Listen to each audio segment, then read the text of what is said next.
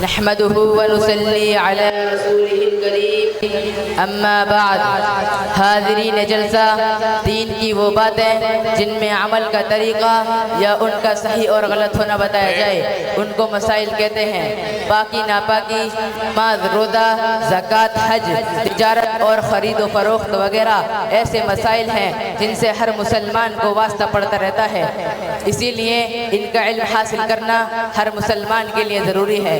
چونکہ شعبان کے آخری ایام ہیں اور رمضان المبارک کی آمد ہے، اس لیے میرے عزیز ساتھی آج کی اس بابرکت محفل میں آپ حضرات کے سامنے روزوں سے متعلق چند ضروری مسائل سوالات و جوابات کی شکل میں پیش کرنا چاہتے ہیں۔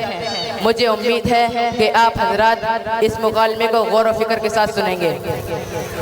تو میں اپنے عزیز ساتھی محمد عبداللہ سے سوال کرنا چاہتا ہوں کہ وہ یہ بتائیں روزہ کسے کہتے ہیں؟ عبادت کی نیت سے صبح صادق سے لے کر غروب آفتاب تک کھانے پینے اور نفسانی خواہشات یعنی صحبت کے رکے رہنے کو افطار روزہ کہتے ہیں۔ روزے کی فضیلت بتائیے۔ اللہ تعالیٰ کا ارشاد ہے، اے ایمان والو، تم پر روزے فرض کر دیے گئے ہیں جس طرح تم سے پہلے آنے والے لوگوں پر فرض کیے گئے تھے تاکہ تمہارے اندر تقوی پیدا ہو جائے۔ حدیث شریف میں ہے، حضور اقدس صلی اللہ علیہ وسلم ارشاد فرماتے ہیں، آدمی کے ہر ایک اچھے عمل کا ثواب 10 گنا سے 7 گنا تک بڑھا دیا جاتا ہے سوائے روزے کے۔ اس کے بارے میں اللہ تعالیٰ کا ارشاد ہے کہ وہ بندے کی طرف سے خاص میرے لیے ایک تحفہ ہے، میں ہی اپنی مرضی کے مطابق اس کا انعام و ثواب دوں گا۔ میرا بندہ میری رضا کے واسطے اپنی خواہش نفس اور اپنا کھانا پینا چھوڑ دیتا ہے۔ روزے دار کے لیے 2 خوشیاں ہیں، پہلی افطار کے وقت، دوسری اللہ تعالیٰ سے ملاقات کے وقت۔ رسول اکرم صلی اللہ علیہ وسلم ارشاد فرماتے ہیں، جو شخص شرعی عذر بیماری کے بغیر رمضان کا ایک بھی روزہ چھوڑ دے پھر وہ اس کی جگہ عمر بھر روزے رکھے، جو چیز فوت ہو گئی وہ پوری ادا نہیں ہو سکتی۔ روزے کی کتنی قسمیں ہیں؟ روزے کی 8 قسمیں ہیں۔ نمبر 1 فرض معین، نمبر 2 فرض غیر معین، نمبر 3 واجب معین، نمبر 4 واجب غیر معین، نمبر 5 سنت، نمبر 6 نفل، نمبر 7 مکروہ تحریم، نمبر 8 مکروہ تنزیل۔ کن دنوں میں روزہ رکھنا سنت ہے؟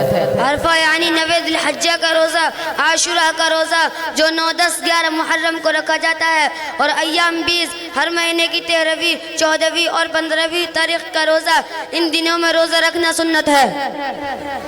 کن دنوں میں روزہ رکھنا حرام ہے؟ عید الفطر، عید الاضحیٰ اور اس کے بعد 3 دن یعنی 11، 12 اور 13 ذی الحجہ کے روزے، ان 5 دنوں میں روزہ رکھنا حرام ہے۔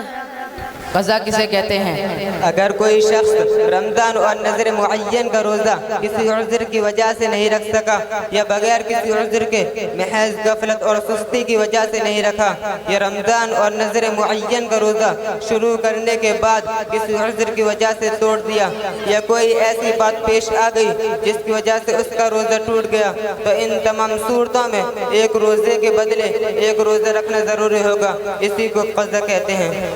کیا قضا روزوں کے لیے کوئی دن متعین کر سکتے ہیں؟ قضا روزے کے لیے کوئی دن متعین نہیں، جب وقت ملے رکھ لے، البتہ بلا وجہ تاخیر کرنا درست نہیں۔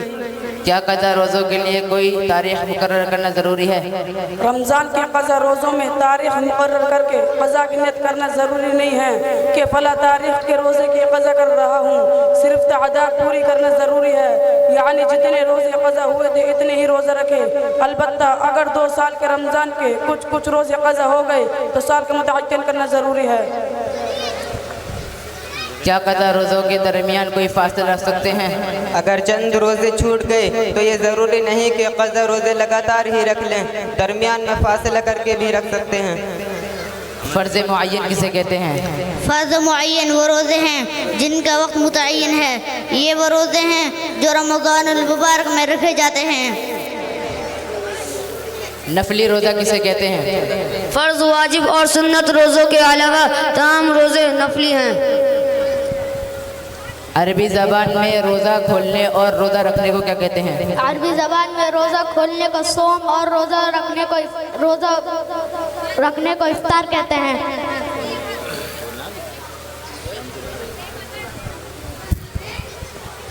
مکروہ تنزیہی روزہ کسے کہتے ہیں؟ مکروہ تنزیہی اس دن کا روزہ جس میں آپ صلی اللہ علیہ وسلم نے روزہ رکھنے کو ناپسند فرمایا ہو، مثلا صرف 10ویں محرم الحرام کا روزہ رکھنا۔ کیا جان بوجھ کر قے کرنے سے روزہ ٹوٹ جاتا ہے؟ جی ہاں، جان بوجھ کر قے کرنے سے روزہ ٹوٹ جاتا ہے۔ کیا حالت میں کان میں دوا ڈالنا کیسا ہے؟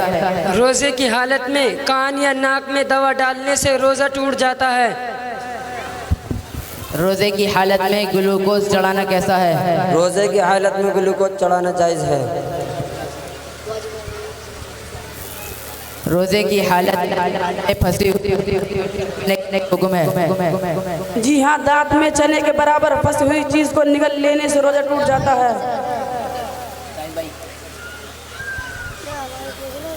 روزے کی حالت میں آٹا کا کیا حکم ہے؟ مکھی، دھواں، غبار یا آٹا اڑ کر بغیر ارادے کے حلق میں چلا جائے روزہ نہیں ٹوٹے گا۔ کیا روزے کی حالت میں بدن پر مرہم لگانا کیسا ہے؟ روزے کی حالت میں بدن پر مرہم لگانا جائز ہے۔ کیا قے کرنے سے روزہ ٹوٹ جاتا ہے؟ خود بخود قے کرنا، خواہ منہ بھر کر سے روزہ نہیں ٹوٹتا۔ کفارہ کب واجب ہوتا ہے؟ کفارہ 3 باتوں کے پائے جانے سے واجب ہوتا ہے۔ نمبر 1 رمضان کا مہینہ ہو۔ نمبر 2 رمضان رکھنے کے بعد بغیر عذر کے روزہ توڑ دیا۔ نمبر 3 روزہ یاد ہوتے ہوئے ہم بستری کر لی یا ایسی چیز کھا لی یا پی لی جو عام طور پر لوگ کھاتے پیتے ہیں، ان تمام چیزوں سے کفارہ واجب ہوتا ہے۔ کیا کاغذ کھانے سے کفارہ واجب ہوتا ہے؟ اگر ایسی چیز کھا لی جس کو عام طور پر لوگ نہیں کھاتے ہیں، جیسے کنکڑ، مٹی، کاغذ وغیرہ، تو اس سے روزہ ٹوٹ جائے گا مگر کفارہ واجب نہیں ہوگا۔ روزے کا کفارہ کیا ہے؟ روزے کا کفارہ یہ ہے، روزے کا کفارہ ایک غلام کو آزاد کرنا، اگر یہ نہ ہو سکے تو 2 مہینے کے روزے لگاتار رکھنا، یا اس کی بھی طاقت نہ ہو تو 60 مسکینوں کو پیٹ بھر کر کھانا کھلانا، یا ہر مسکین کو صدقہ فطر کے وقدر غلہ یعنی 2.25 کلو گیہوں یا اس کی قیمت دینا۔ زہبہ کبریٰ کسے کہتے ہیں؟ صبح صادق سے پہلے غروب آفتاب تک کا جو آدھا دن ہوتا ہے اسے ظہر کبریٰ کہتے ہیں۔ واجب غیر معین کسے کہتے ہیں؟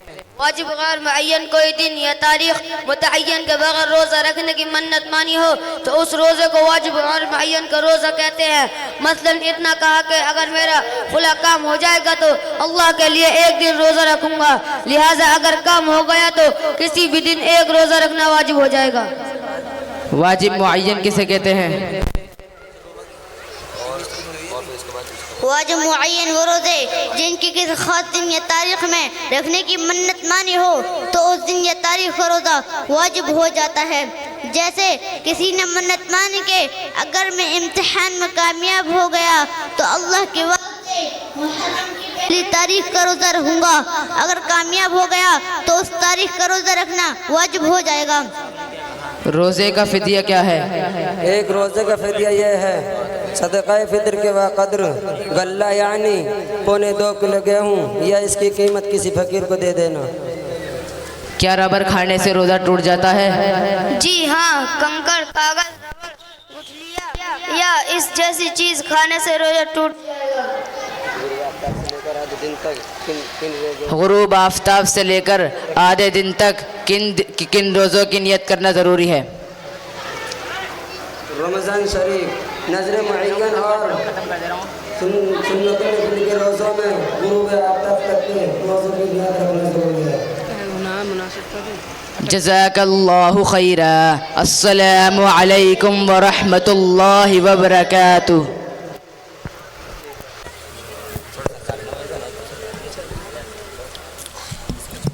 ماشاءاللہ، بہت خوب۔ اور اب میں تقریر کے لیے دعوت